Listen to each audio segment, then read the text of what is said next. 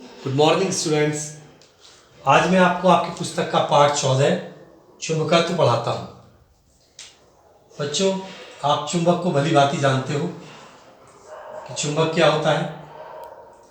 चुंबक एक ऐसा पदार्थ है जो लोहे या लोहे से बनी वस्तुओं को अपनी ओर आकर्षित करता है।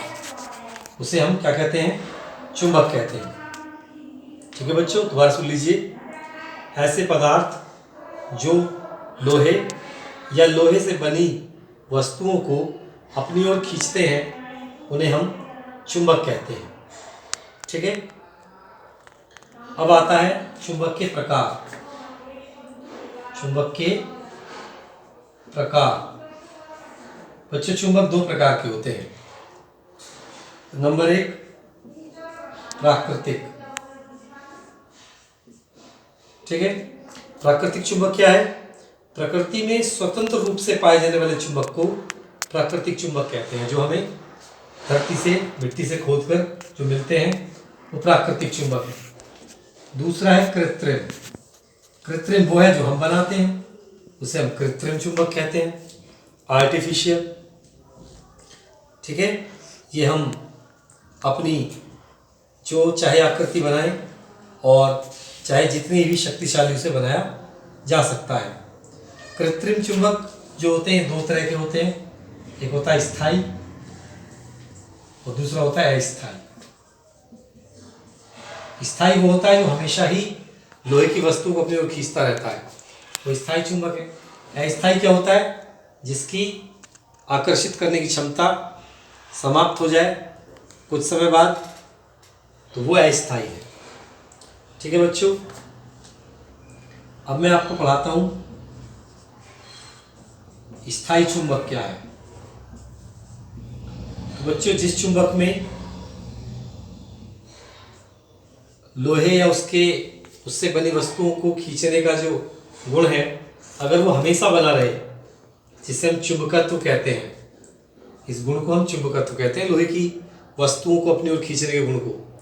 अगर चुंबक लोहा या उससे बनी वस्तुओं को अपनी ओर हमेशा खींचता है, ऐसे चुंबक को हम स्थायी चुंबक कहते हैं। इनका चुंबकत्व जल्दी से खत्म नहीं होता। दूसरा मैंने बताया अस्थायी। अस्थायी क्या होते हैं? जिस चुंबक में चुंबकत्व का गुण कुछ समय बाद समाप्त हो जाता है, उसे हम अस्थायी चुंबक कहते हैं। जैसे कोई खोखला पाइप लीजिए आप और उस पर विद्युत के तार लपेट दीजिए। विद्युत के तार लपेटकर उन तारों को आप बैटरी से जोड़ दीजिए। तो ये जो है संरचना है, इसे कहते हैं धारावाही परिनालिका। जैसे ही इसमें विद्युत धारा प्रवाहित करेंगे हम, तो इसमें चुंबक का गुण आ जाएगा, और जैसे विद्युत धारा प्रवाहित करना बंद कर देंगे, चुंबक का गुण समाप्त हो जाएगा। विद्युत धारा मतलब बिजली, इलेक्ट्रिसिटी।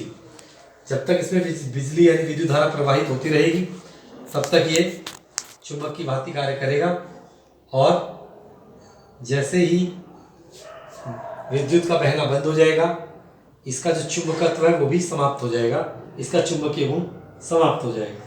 तो इस तरीके से स्थायी और अस्थायी दो प्रकार के चुंबक होते हैं। कृत्रिम चुंबक के नाम इनकी प्रकृति के आधार पर रखे गए हैं। कृत्रिम चुंबक स्थायी और अस्थायी मैंने दो बताए। अब इनके प्रकार में बताने जा रहा हूं। जैसे पहला है दंड चुंबक। क्या होता है दंड चुंबक बच्चों? यह आयताकार और बेलनाकार दो तरीके का हो सकता है। दंड मतलब एक छड़ के समान, जो एक छड़ के समान होता है, उसे हम दंड चुंबक कहते हैं। यह आयताकार या फिर बेलनाकार दो तरीके का हो सकता है। इसके बाद आता है नाल चुंबक।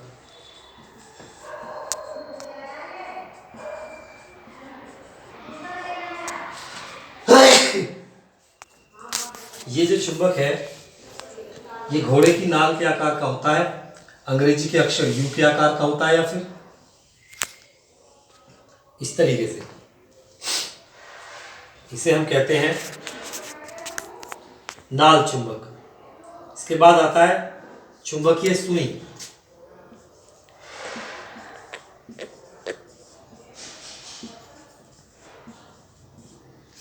चुंबकीय सुई क्या होती है? ये सुई के आकार की होती है, इसीलिए इसे हम चुंबकीय सुई कहते हैं। ये एक गोल डिबिया में होती है, शीशे ऊपर नीचे शीशा लगा होता है गोल डिबिया में, और इसमें आप देखेंगे कि सुई की जैसी आकृति क्योंकि इसकी होती है, इसलिए इसे चुंबकीय सुई कहते हैं।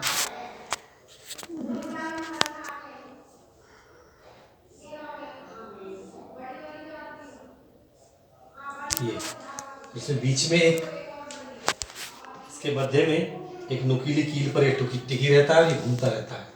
छोटा चुंबक है ये। इस चुंबक का प्रयोग हम दिशाओं का पता लगाने में करते हैं।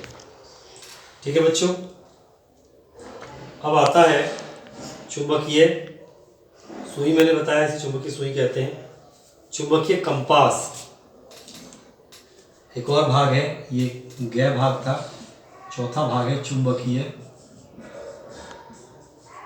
कंपास। चुंबकीय कंपास क्या है बच्चों? यह भी एक छोटी चुंबकीय सुई है, उसको वो भी एक डिबिया में हम बंद कर लेते हैं उसको हम, और ऊपर और नीचे कांच की प्लेट लगा देते हैं। बच्चों चुंबकीय सुई का उदाहरण ये है, इस तरीके से देना।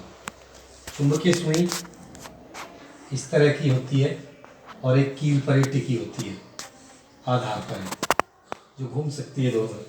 ये है चुंबकीय सुई। ये चुंबकीय कंपास है जो मैंने पहले बताया आपको। डिबिया में चुंबकीय कंपास होती है। इसके बाद अब हम पढ़ेंगे चुंबक के गुण।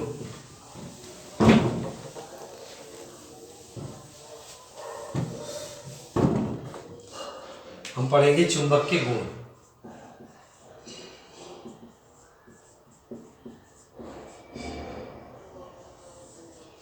जैसे ये एक दंड चुंबक है मेरे पास। आपने छोटी क्लासों में जाना होगा चुंबक के बारे में कि चुंबक के दो ध्रुव होते हैं, एक उत्तरी ध्रुव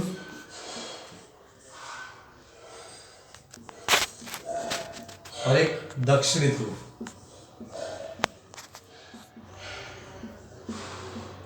ठीक है, चुंबक के कितने ध्रुव होते हैं? दो ध्रुव होते हैं, उत्तरी ध्रुव और दक्षिणी ध्रुव। अच्छा, तो चुंबक का गुण मैं समझाता हूं कि अगर चुंबक को मध्य से बांध ले, बिल्कुल बीचों बीच, चुंबक को बीचों बीच बांध लिया धागे से और लटका दिया, तो जब लटकाओगे आप इसको तो आप पाएंगे कि चुंबक हमेशा उत्तर और दक्षिण में ही, एक सिरा उत्तर में और एक सिरा दक्षिण में ही रुकेगा। ये चुंबक का सबसे मुख्य गुण है। चुंबक को मध्य से बांधकर स्वतंत्रता पूर्वक लटका दिया जाए तो यह हमेशा उत्तर दक्षिण दिशा में रुक जाएगा जाके। इससे हमें दिशा का भी ज्ञान हो जाएगा। ठीक है, बात समझ गई? अब आता है चुंबकीय पदार्थ। चुंबकीय पदार्थ क्या होते हैं बच्चों? जिन पदार्थों को चुंबक अपनी ओर खींचती है उन्हें चुंबकीय पदार्थ कहते हैं। और जैसे लोहा है वो एक चुंबकीय पदार्थ है, और जिन्हें नहीं खींचती उन्हें कहते हैं अचुंबकीय पदार्थ। जैसे लकड़ी है, ठीक है, वो अचुंबकीय पदार्थ है क्योंकि चुंबक उसे अपनी ओर नहीं खींचता। ठीक है, इसके बाद आता है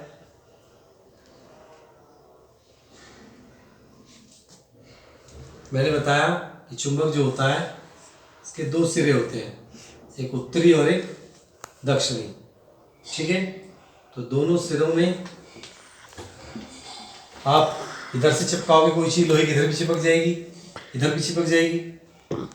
लेकिन चुंबक के सिरों पर चुंबकत्व सबसे अधिक तथा मध्य में सबसे कम होता है।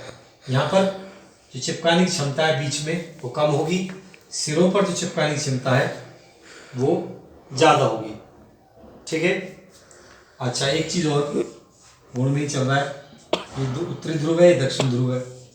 एक दूसरा क्षण चुंबक है, ये उत्तरी ध्रुव है और ये दक्षिण ध्रुव है।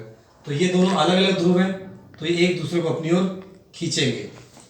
असमान ध्रुव जो होते हैं वो अपनी तरफ खींचते हैं, लेकिन जो विपरीत होते हैं, जैसे मान लीजिए ये भी n है और ये भी n है, समान ध्रुव है अगर, तो ये एक दूसरे को दूर भगाएंगे। असमान तो खींचेंगे और जो समान ध्रुव होंगे वो एक दूसरे को दूर भगाएंगे। और इधर भी ऐसा, इधर भी ऐसा, तो ये भी एक दूसरे को दूर भगाएंगे क्योंकि ये समान ध्रुव है। तो चुंबक के जो समान ध्रुव होते हैं उनमें प्रतिकर्षण होता है, एक दूसरे को दूर भगाते हैं, और असमान ध्रुव जो होते हैं वो एक दूसरे को अपनी ओर खींचते हैं। तो चुंबक के गुण ये आपको समझ में आए होंगे जैसा कि मैंने समझाया। तो बच्चों, आज की क्लास में मैं आपको इतना ही पढ़ाऊंगा। बाकी का जो पार्ट जो बचा हुआ है वो मैं आपको अगली क्लास में पढ़ाऊंगा। नमस्कार, धन्यवाद।